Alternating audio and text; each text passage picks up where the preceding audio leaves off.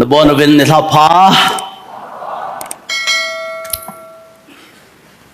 ดาริกสมนิลทุมเมยินยินหลังจูนินกัจจิวินขัดเวนีดาริกสมนิลกุบยินเดลีกอง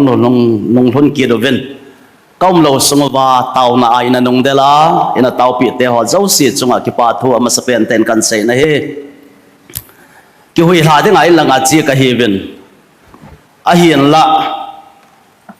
กิหุยหาดิ้งป้าจะโปรแกรมมาจะอันอมโลฮิตดาในตันก้มส่งเจ้าเสียวจะโปรแกรมเมนอาหงดิเมน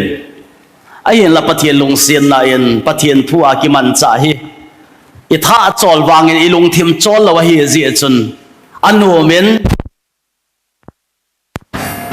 The joy of the Lord is my strength กิติจูอดีมาเจียงเงินมีเฮียมีอิลุงทิมกิมเตียงเลยอิตาสาหัสจงเล่กิเลละเห็นอิตาสาอันเลวางอาเฮอิลุงทิมดำเตียงเล่อิลุงทิมกิปาเตียงเล่มีเฮียมีกิจอลละวะเฮด็อกเตอร์ฮอนอาศัยนาวจนดำโมนาตั้มจ่อยลุงที่มากิปันเหตุจ้ะนะเออฮอลาดำโมนาฮิบังอาตมาอิหาดำโมฮีลุงทิมดำโลกิตั้มตีน่าเหตุฮิจิยาฮีปะเทียนนัตโตกัลเลเบเสตันกัทิตายติอุมลาวะเห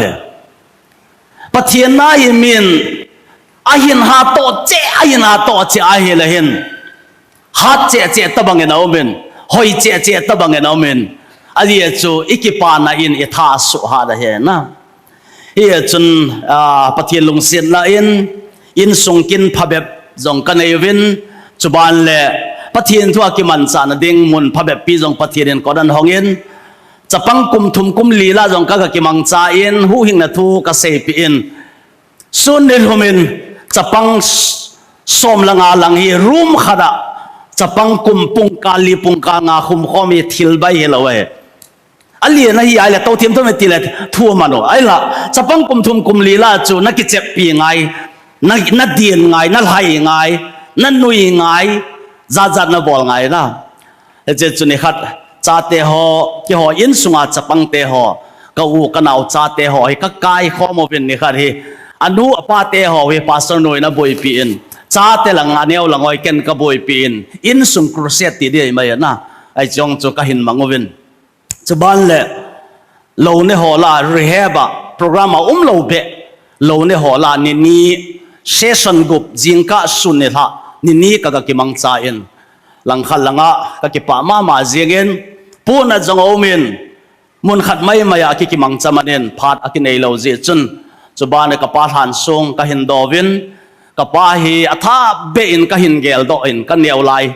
กับสกุลกับติลไลกับป้าหินหัวกับมูเตหอยกับลุงเกลังเกลวินเกยจงกับที่พันเล่กับที่นุงเตียงเล่กับจ้าเตหอนกับป้าจงจังกับเซบังคนหินเซเทวเล่ตีฮีกับทานโอเมนกับป้ากันฮีนโอมาเฮตัวนี้จ้าตำตาป้าฮีนโอมเรามีตำตาโจนะอปาตบังฮีดินโอมเรามีตำตาโจเกยวังกับป้าตบังกะฮีนโอมกับป้านเยซูคริสต์อันนี้เนี่ยหินคูกิเฮลหินคูอามันดานกิปาดานหอยกับเปลี่ยนธรรมสังปะกายกับป้ากิปานะตบังในเปลี่ยนกติโจอิจุกันตาวในปะเทียนกอมาโนมกษาอินตัวนี้หินคูฮีอโลเทลวินเสียดเตะดิ่งเงินเอาไม่เยอะจุก็เราส่งเดลียร้อยพัตร้อยไงตาบอยโนสิทธิ์เราอามาฮี KWS First Committee กับ Treasurer โนวะฮีเอ็นที่ Chairman ก็เห็นอามา Treasurer ละฮีเอ็นอินหลังกัจจีมาสังเงินริเวนทองงำโตตาวนักกำมันปีฮอลเลนบอยโนก็มาก็เสียจุดนี้จุดดำเจ้าดิ่งอาเกก่อยตาเราเจียจุนก็เสียปีจุยเปียมใจเลยบอยโนKWS की फूटिलन committee member in हिविन मिजो से अपियंग था दान इन ग्रंटेड इन नकिलायन इति हमारे यीशु क्रिस्त ने लोना नहीं खाइले कि गेलिन कतिच केन जोंग नंग या अपियंग था तबंग देगा ग्रंटेड कन कोई खाहिन नन अपियंग था खा लोले कि ngai तुन कतिच इसे कवाई था है tarik som ni le li in athien ke tarik som ni le goben kong adam mo hi riven thong gomen an sein ka hin hu man te ding a chu ki ngai to ka hin a hin la ama hi a hin ko na muliam tan alung thema tong khama ma zingen hi ji chun pathian thu ka sei tiang le mi him hin khoi sei lo thei lo mi him hin kho chom da ni sei lo thei lo in ka ki ngai tuin a ji chu ke jong i chan pi la ya ka din diam ka het lo pia nang jong hi lai na to na chu na to ki diam ti garanti lo pi chu zinga thidiong na hi mai thei tu hap ta sunga na yin ko han mo langa simit rang ki podo di hi mai thei ya hi ma cha hin ko hi chan te te ka dam ding ka yin ding ti lo hi ja chu ki go ngai chu ka che na zo se pathian lung sit na hu hin na tu ka se bi ja van gam na kai lo ai la adang so se zero hello ham na van gam kai num za pathian kyo ko la ai la na tu pen ta na bol nom pen ta na hun na nom pen ta a van gam na hun lo ai le chun i pi ong phachu KWS ai la ya to na ha sa pe pia summer lai ai lo winter lai sum leo lewa pathian ho ding ai chiwa i lai sawa a bol thei lo se sumi tu wa ho win sawa i pia ma phachum din van gam na kai lo ai le phachum in ta na tiwam to a world cup season a hin world cup a hung qualify chau se ho winner ding a hung pang su ke u chu na abang loi tun semi final hong ki pedin quarter final semi final a chaina final team ni bong ki pedi cho a zo lo lo ho cho kap di cho a ji chong ki go na we sora sor hi ta cho final ne a imu wa hong ki pe mai mai lo cho ne wa para football an pe wa anu pan suble pai lo academy la ai lo le football cho zo lo jong mi di cho na hi cho chan cho pia wa in sung ha sata ta o mai thei Ronaldo Cristiano Ronaldo apa jong judo na he tiu chona zuwa thi cho hi ta banga in sung ha sata ta so na pa ong ki panu ta chu tu ni anang nom ta ti ya e sino ya na vet banga a pe ho khu a ki pat na so ra so ha sana tam tan thu gen thei na tam tan thu fe exercise tam tan bolu jing ka lum nom tiu la lum lo kum hizat world cup player world cup pe ding ahong ki gong ho chu final nya azolo lo ho chu na asa bal world cup di azo ho chu ki pa de Christian hin ho hin ne wa para in sunga na hong pin Christian family brought up na hi pathian thu nan za ke ma na zo crusade na zo ke thu sei mai mai dong izat ve na ngai khau itam ai ba van gam na lu lo wai le pia ma phachum de a final ni le na zo lo wai le phachum lo cho kilawong olen di na sa lo ham fashion dana pathian ho i fashion dana i chi piu wa Sunday bo winga wa Sunday ki chai la angai ngai hi kir wa pathian tu i zat ki sei jong le don accept ki sep lo ngaya ki sep lo angai ngai ki Sunday ki le thu sei ngai dinga ki chi kit ingai zo phala ngai ki kit hitai mo chi chi lo di cho full stop na hin khwa ngom de cho ni khat ni tiang le tu chung van le nga kong to vin pasonu ko bang ka sei cho tu lai pathian thu se hi crew member hon alien van le nga len do masanga announcement a bolu ta bang he katis van le nga leng leng ho cho ni announcement ho cho don a ki sep ta lo cho na ngai pi ding a jong ki gong ta lo i za sa sa ya chu kho ki sa lo cho wang set pin van le accident ning bang ngi ta le hilaya announcement ki bol ho chu imu wang ana ki za lo chu hita bang cho pathian thu hi tu la ya hi ingai ngai zingu za za zingu don ha ki sep lo kho ki sa lo ano me tu se no me ti la ki chai i hin ko them cha kha dong ki khel lo i zo se dong them hat ki khel lo i gi lo dong ki khel i lung thim sia dong ki khel lo ki khel na lo wa pathian tu ki ngai ngai chin i pi pha chu mam ka ti hilaya van leng sunga announce ball ho air hostess on til asai wa ai ba koi ma san ngai pi lo ai ba duty ball cho tu da pathian tu sei ho na duty ki ball ho cho ka sei di ka sei cho ai ba nga na ngai lo wa na lim sa lo le tu nè thu cái say hồn anh ngày chát phá đông ngom để cho anh vay cái mấy thế hi khát về cái gel lệ hi na cho hồ bông đà na member hi zia đầm lâu hospital cái visit cái tàu pi ít đầm lại và cái đón lâu cho in là tiếng lệ critical hi tiếng lệ pastor ba tàu na thu say na à ra lâu đi tiếng lệ cái visit về vậy cho ít mà phát chôm bắt thiên tu biến thành tu say bia à hết thay lại và cái visit này lâu critical thì đi ngay tại à mày đâm ta lâu để khoe ta bôi cái tiệp lại à lom lom cái gì ít bị phát chôm mà cái gì hết chỉ ta sa thì đi lấy khả năng nè tiếng bảo ít bôi biểu vá ít liêm mèo bảo ít cái mù vá ít cái lông xiết vá ít phun ít trắng này lệ cái lông xiết chết cái nào lại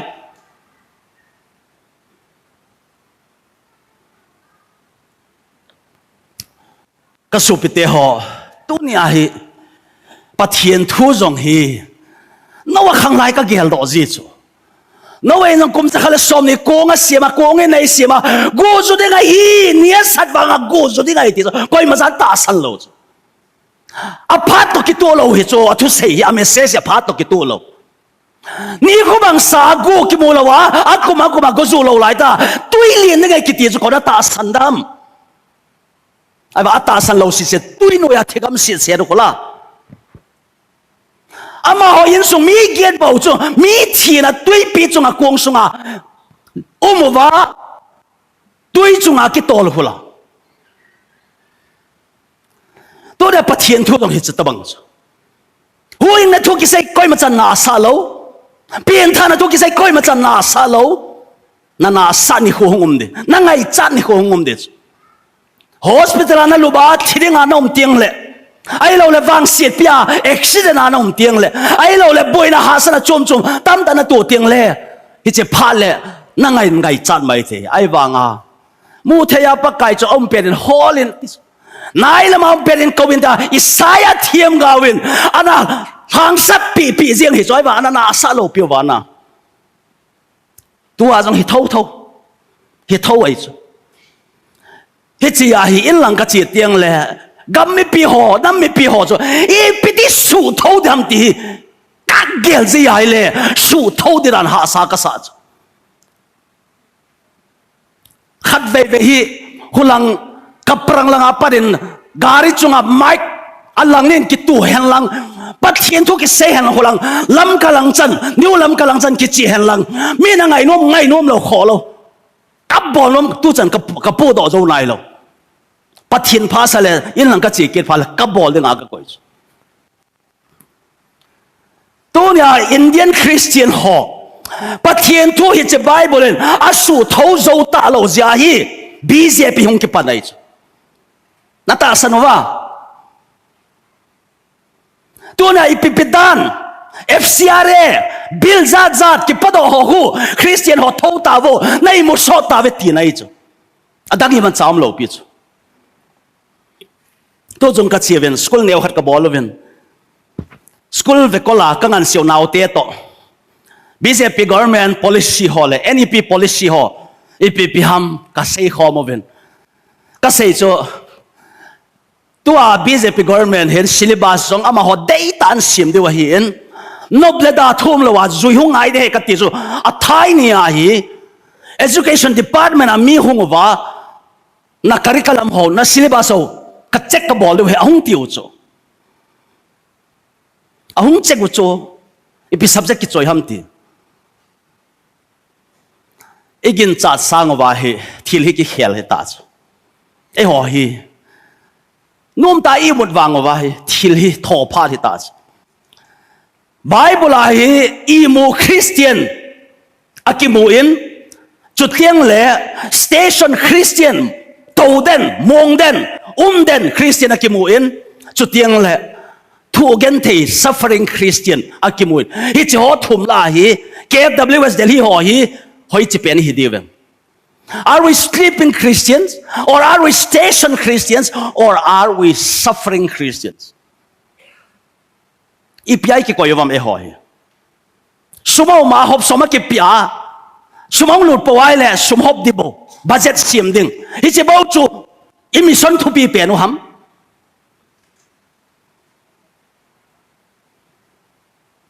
mission department neo sa kari siam pa wo mission na tong din ai ko yuham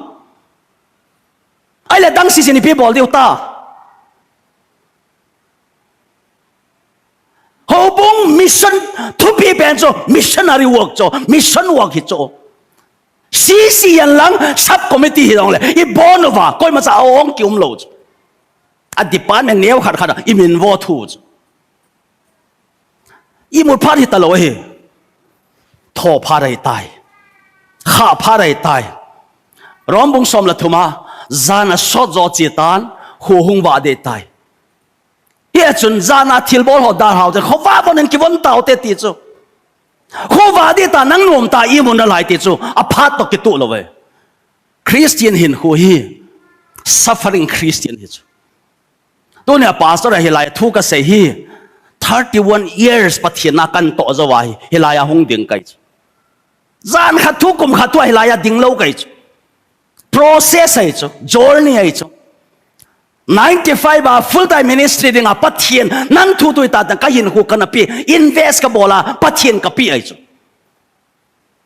to da pastor ding a chu ka dream a jong khalo pia kum som thum le khat lu ai chu hi chun tunin thupi tu zana tau na ding jong program om ji in thupi hi chom thei pen in phat hin lang ka ting tau na mangote hepa tu zana zan khat mai zong hi apoi mo ai je tu zana thi di jong kom thei mi him na ngai luin amang ding le amang saho hola hu ing dinga mi him chapa hu ngai ti nang ma mission thupi pen lai hingalin na tisana na phu do hichina ho bungin a kho sa ding pen angai lu ding pen a tha azunga sen na ding pen a phat zo sa sun lu na ding thagau mang thai mat thagau mang thai hall hilo ding ham ka ti na hi ye chon tu zanin pakai na thagau thiengen na o nei za sawin lang imo Christian ka hiwam akichola mun khara den Christian ka hiwam or are we a moving Christian suffering Christian ka hiwam kadin mun nei ki het chin sawin hobulam kai ho jong vision hin pin lungel ngai to no jong hin hong do in na lung thim nei mu sawin na lung chang nei to kha sawin na pona ro pona ding nei ko yovin na pona lo ho bui pi lo ding nei ko yovin aji chu ka pharu hi choma hi ka yin ho hi choma hi tui mei tabang be ba hi hi chu lung si ten tu zanen amai mai ni khodang hilowa amai mai sunday ki khom na mai hilowa bakai tu zana ton short kalam pi ding ho jong aki kha thei hi ji chun tu zanen na o ka zawa hilai in sung dala ka kinung le tiang le hin kho ki khel ka hiwa lung thim ki khel ka hi theina divin na thu phat thei hin bo dengen pakai je sun kong taw na hi tangai to le pathian la hi ahong ki to sot chana hi kamu chien che pra mei di lu de tam che ti kamu doi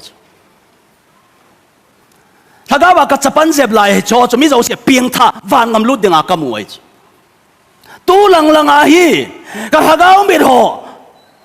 ahong ki che jeb phara hi van gam lu lo de tame ti kan mu chien che ja zo ka po na nai sang che in sunga na supia thiai le na ka chola na nuwa thile na ka chola na cha thile na ka chola athima sanga hospital dam lo au mo jong le na ka chola na ko ma tau na supi na una na in sunga na chen kompi ton shora na ki mo pi ta lo ding ho athi za lu mai pira pon lo hi lai thei wam ka ti cho pathian ilung thi mo we ato kha lo ti nai in ho a su kha poi ti nai pathian pon na theilowa pathian gel kho hoi na gel kho theilowa le chun pathian na connection ve phai in ka ti ve phat ngai chu in sunga kau ma kapa lungchang ka het lawa kapa deidan ka het lawa kapa in kapol ding e bol sanum ka het thelo le chun kapa to ka ki ho pui ti nai chu kapa to phat ka mang in sunga ka chen khom wang win kapa to ka ki ho pu bit communication pui ti nai chu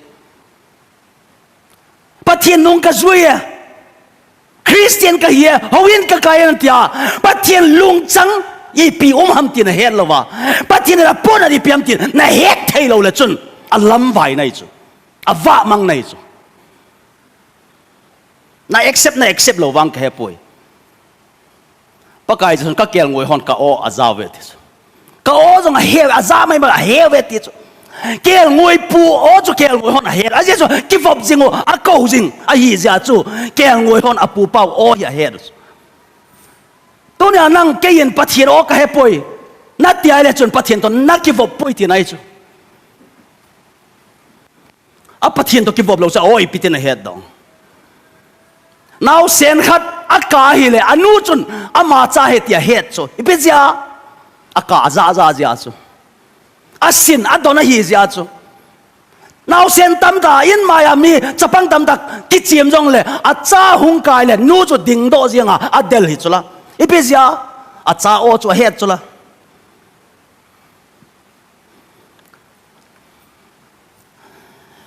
chỉ cho hiện hiện trong tu zanin các sụp đó Sunday đang hậu in cày tabang may nó khai po te kati this night tonight can be your last night tu zan na nga dia akichay na dong hit hey chu ko ham tu nya ka thi de tai ti hemasa a thi jau si ki dong hai le unexpected time a thingen changai na thi thei chu na thi ai le na nga ding a van gam kot a lu lo de na le a ki kha hi ta eternity tuần soda na china ding chu ki heta chulana ye chun tu zanin ka hin vet dai hagau lam tu hachana I topic wa I theme ai le growing in Christ Christa khan to Christa khan na ti nai growing in Christ ai le Jesus Christa khan na ke ti chu ipyam le Christa khan Jesus ke ti chu ipyam le pakai Jason John chapter 15 ase chu ke ya na lo bai na hon I ma chan na bol thei po Jesus khat na ding a chu Jesus to ki gui zop ngai thing ba chu akung to ki gui zop ai le akitanai le chom ha jo ting le goi chu na hin kho akora hi le na ki zop na Jesus Christ na ki zop na man na pa chu na vet phat ngai ti nei chu pha hi nam ki zop man ma ta hi nam ai lo le ki zop ma dan na ki mat lo ham mi na vet le ki zop mat ai wa ama le ki mat ta lo hin kho tam ta hi ta bangai mi mua pha mi mua hat mi mua hagau mi ai wa asung langa hin na gui to ki zop mat lo tam ta the ho bong sak ki mang ho jong tam ta ki the ho bong lam kai ho jong ki the pastor ho evangelist ho jong ki the mi hiem vet a ki lom chan cho ha lo pia manipulate ball thei tam piom khola Christian in kho jong ai wa sol cha Paul sei chu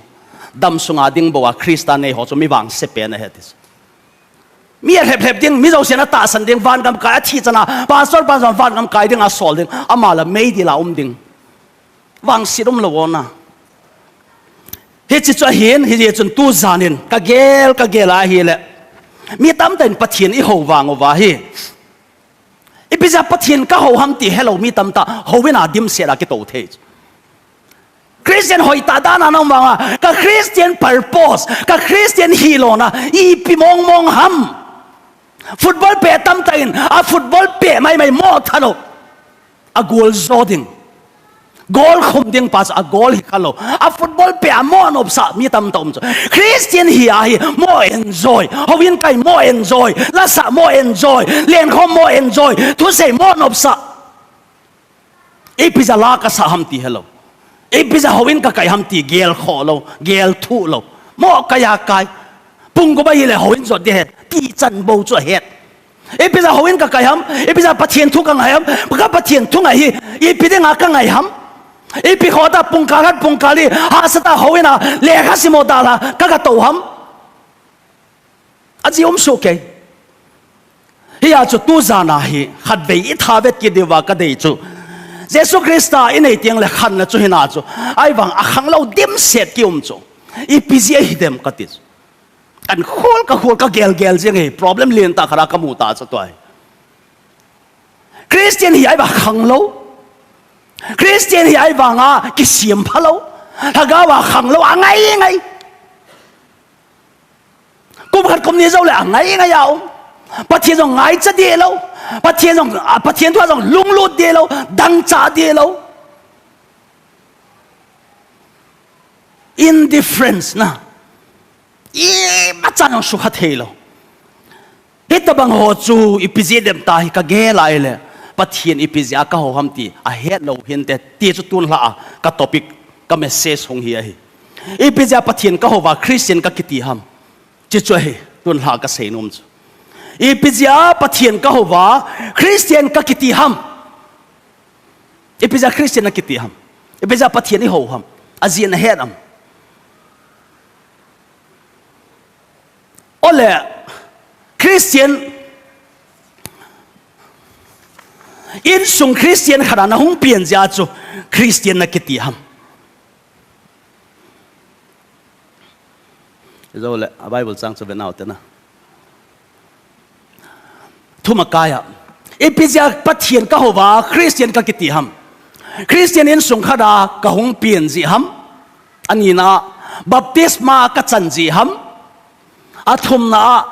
pathianin ka tauna asana pathena ka chan ji ham ai lo le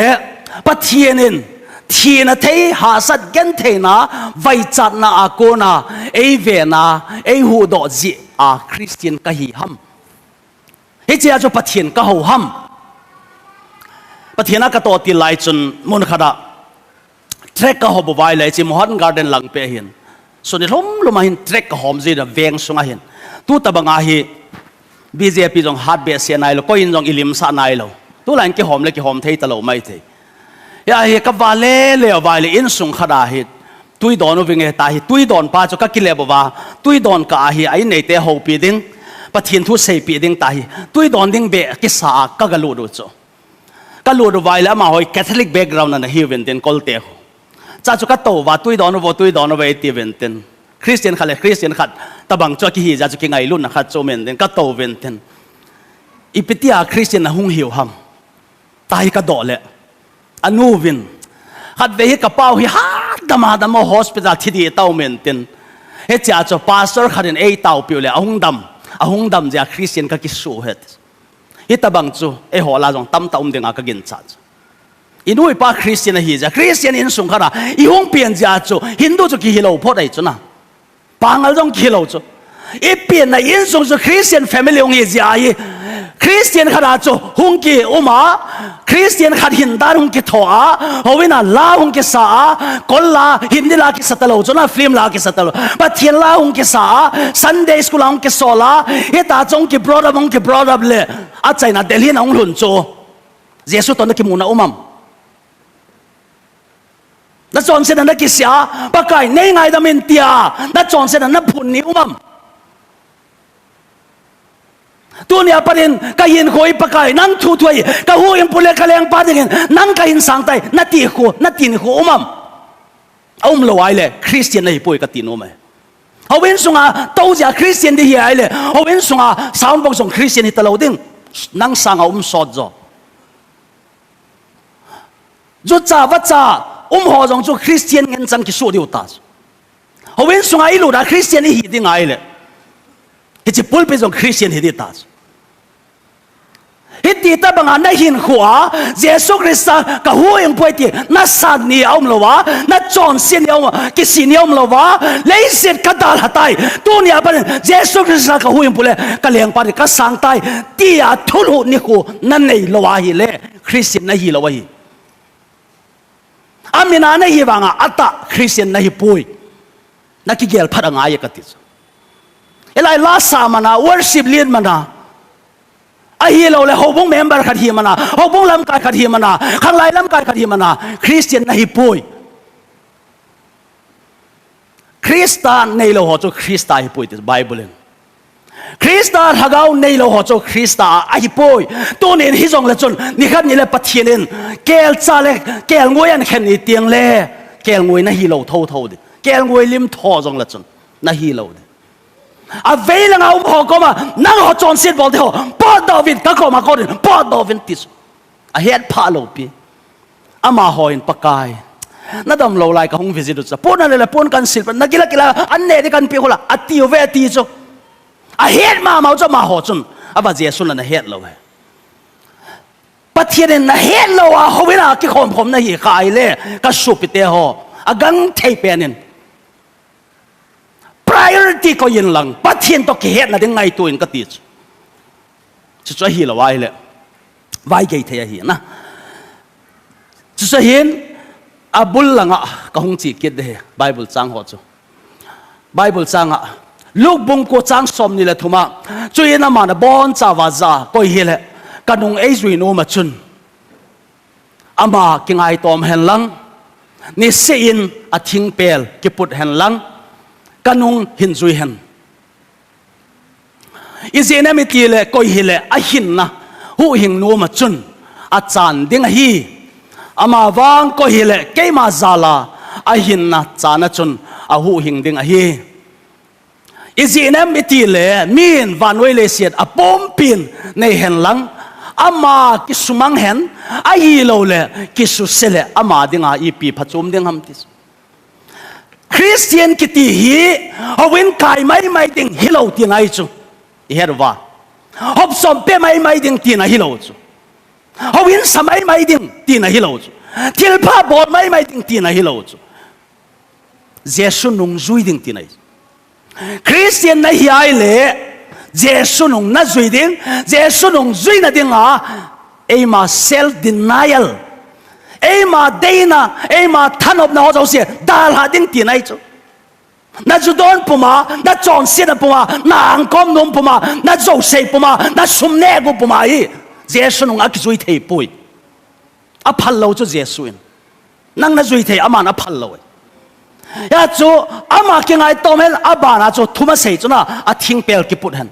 sei se na gen thei na chu a lo thei lo part and parcel of discipleship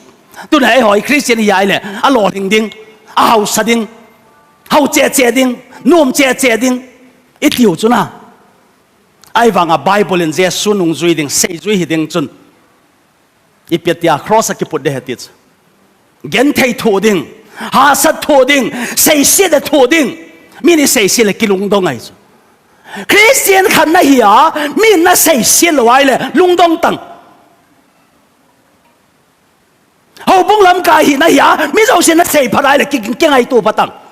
mi dâu xịt thil đây là bỏ lại tiền này chứ bắt thiên lung đây là hol bồi tiền này chứ abang lo hi human pleaser mi dâu xịt cái số pa sa ding mi dâu xịt cái xây phát sa ding i party ding mi tam sa ding election bem khat vote khi phale mi dâu xịt in favor ding e cho chun MLA tiệt đi chứ bắt thiên na cái tổng thể lâu bị cho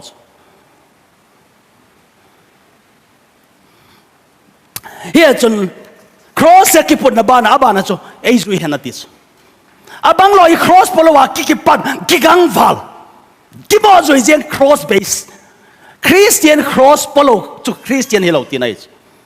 ai là tu na hin hui vela chun Christian na hi ja hasan na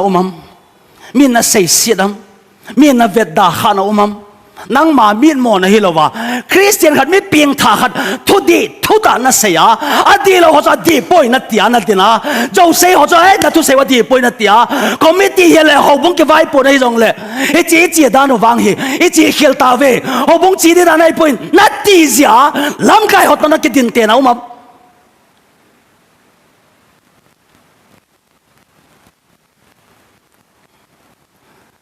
ni hiam lung hai sai ba ya ba mi hiểm mai phá họ lẽ bây giờ mi dâu sẽ van nuôi lấy sẽ chung bom pin na ba cha dòng lẽ à chung là ngã bắt thiên no à ti ai lẽ ít chung thu pi rồi bắt thiên lung họ đều mi hiểm lung họ đều ham chỉ số bồi mồi số bắt thiên nó tông hi ai lẽ bắt thiên cái nào cái sala hi ai lẽ ấy câu cái captain pa nung duy thì hết số mi hiểm nung duy thì hết rồi i cầu pan đi khăn ni le tông min thang Hitinia cho 1995 hilai mo na cho kan kawa tu chan pathian na kan to ni ve jen na thi ding cancer ki sanami tam ta thia nang ka hin do sakit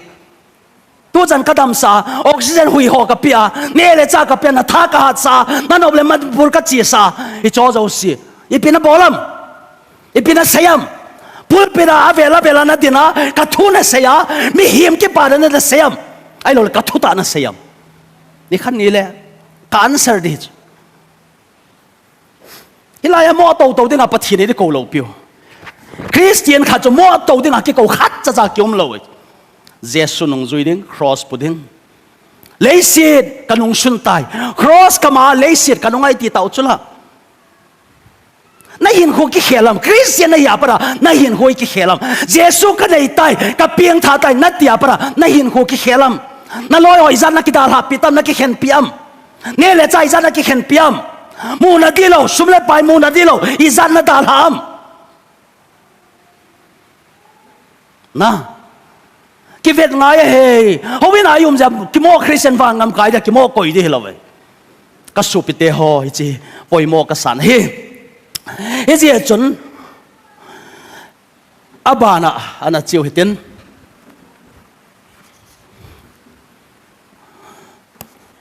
pathian ka ho na ji chu khana pathian to ka ki cham na ding ki cham ti le pathian to ki na hi chu akina lo ho chu ki cham ngai lo ai le pira pathian to ka ki cham ngai ha me te le pathian to ka ki nai chu ama dawai pan lai ta wen Jesus Christa thi na chun pathian to e su cham ta ve ti hi a chu Jesus Christa a thi wanga ata san nai lo si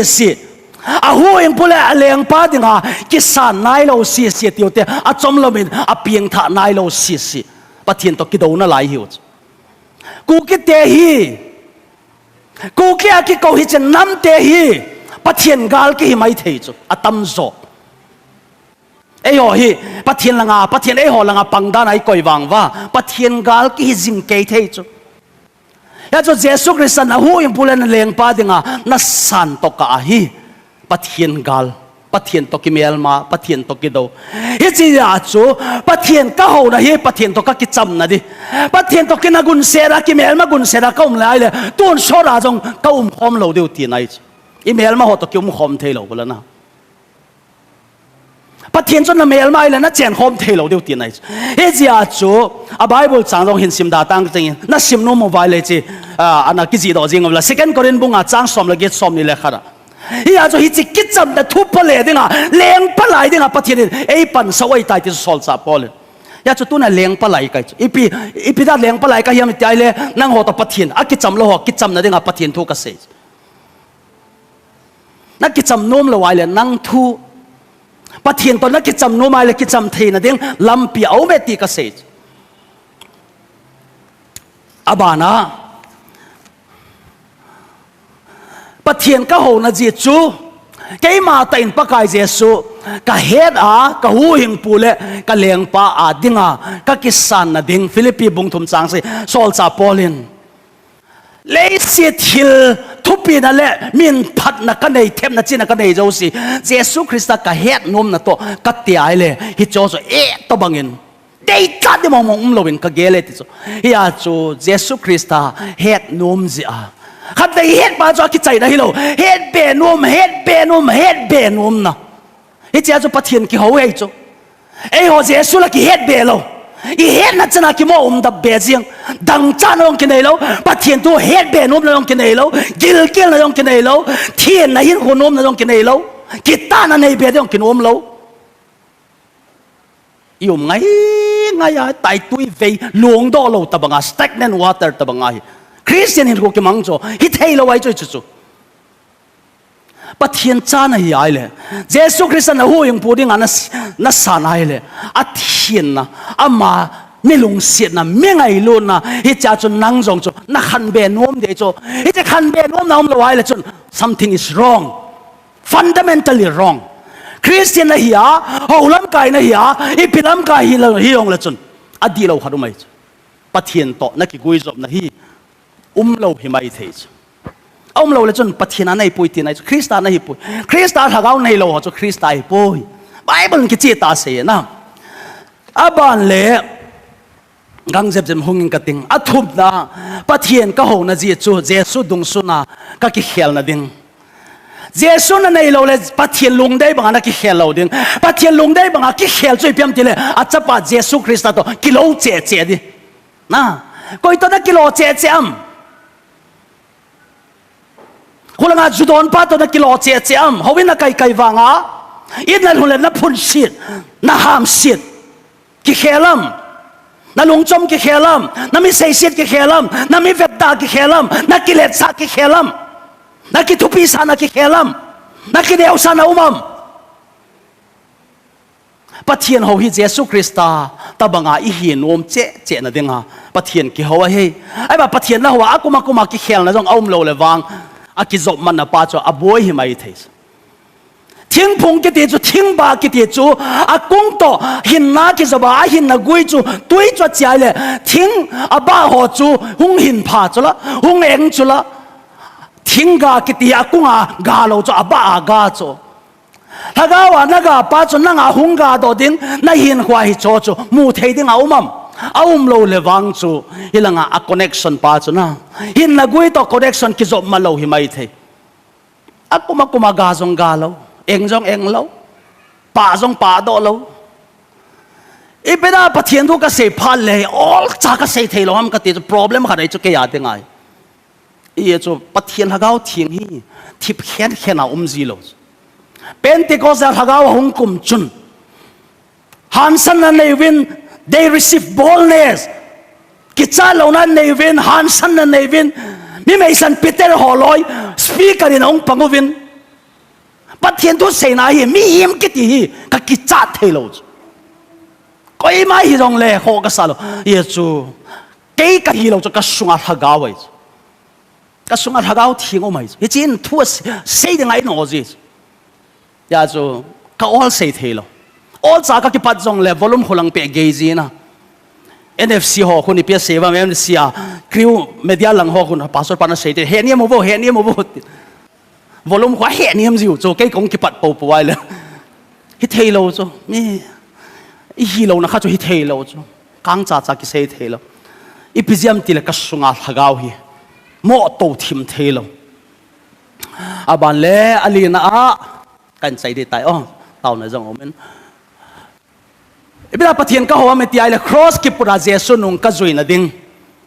Jesus chọn na cái job mặt lawa hi ai là cross na put thề lâu ding Jesus in anung zui ding na ko na accept na lo ai le anung na zui thei lo ding na zui ti pa na het ngai na ko ngai ami sa na sim ngai cho hi chi lo be howin kai mana Jesus nung ki zui thei lo ya cho yin dim se ra yu mo howin dim se kai yu Jesus nung zui an ho mai lo mo ipizia Jesus na ko ki tam lo Jesus to hin na kizoba Jesus nung zui kitam lo tinai howin to kizob atama kitam KWS to kizob atama kitam Jesus to kizob mat lo dim sera yum jewa ki khel na jong lo society ang ki khel nam lo in lang chi le thakhat Delhi chi jong le thakhat mai the epiziam na sunga lagaw thing lo ji hen lang hi le ki to thim thei lo chu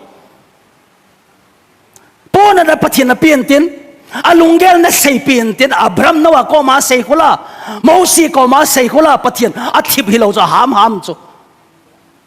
ai vai pijan na za lo acha na hi lo jan na za lo thagau thing na nei lo jan na za thei lo sau ta sei ding omen ai la pathian ka ho na ji chu pathian lo pin na dinga ka hin na ding pathian a dinga hing hiu ei ho dei dan bol di lo inop dan ba hing di lo government nai to jong le ipina ki tong jong le tong lo in kyom jong le pathian lo pin na dinga hing dinga pathian mi hi ma na si mai na pian sa tui sia jong na luon mang thei chu pathian na luon mang sa lo ipizia a lo pin tu ne koi lo pin di ai hinovam ku ki a dinga hinovam KWS a dinga hinovam pathian a dinga hinovam ki gelu te pathian a dinga na hinai le ku ki a dinga na phat chum ding hobung a dinga phat chum ding ai banga KWS a dinga na hinai le hobung dang to na ki tu lo ding ku ki a dinga na hinai le na ga ona vet da ding mail ho na vet da ding bắt thiên à tiếng anh đã hiện tiếng lệ nó gal ho rằng là loi hung sụt bắt thiên là loi an xiêm đi bắt thiên à tiếng là hiện tiếng lệ nãy số mà tiếng là phát zoom tiếng ima cha government na ka tolo cha kanau te mi lijen college ka lekha ka sim sa pathian a ka hin jai ka chop zo hi hoi lai hong am ka hel lo pathian God provides pathian ap aning ka jong ka het de lo pathian a ka hin ja tu na government service mi anau te kha jong pi zo lo cha ken li ta delia lekha ka sim sa school ka kai sa slama missionary kai cho to lob jong hom cha kha di cho ka mu kham ka ne cho ai mà canal te BA MA Bible ka sim sa loi graduate ka chai sa loi hoi lai pitum ham ka het di lo nei dong jong leo chun alo na ji ka het lo pathian ka ho na ji chu ga so na ding ga nei lo ki ti chu Christian hi lo we Christian khat na ya le na ga te te ding na hom ga mai thei na tam ga mai thei ga lo ki ti chu Christian hi lo ki job man na boi ti nai chu a chai na pathian ka ho na ji chu mi ho sei zu ya siam na ding discipleship making lo sei zu na ya mi dang sei zu ya na siam lo le chun nang zo chu sei zu na hi lo mai thei na che ven lang sei zu in mi ho ka siam ven na chu pakai je sun tun ya ho bong a ding a kin ho pe ni pi ham ta gao mang thai holding a piang tha ho sei zu ya siam ding si te ni bo chu thu pi pe na bol di e hon adang dang thupi tai gel wa thupi tai bol wang wa a thupi ten i bol kha zui lo in neglect zio koi ho bol din mission department ho bol din Sunday school ho pastor ho mi sagiam khan na bol din ai koi i bon vai bol so ke long le i ma ja ki tong do nai lo din na lai chu pathian hong tiang le pathian alung hai na dem pathian nai to hi pathian alung hai na dem i to dan ho hi tu zanin hi chu ki gelo ten epizia pathian na pathian ka howa epizia je sunung ka zui ham ti hi ai bon wa ding en pathianin athu phathe bo taw hen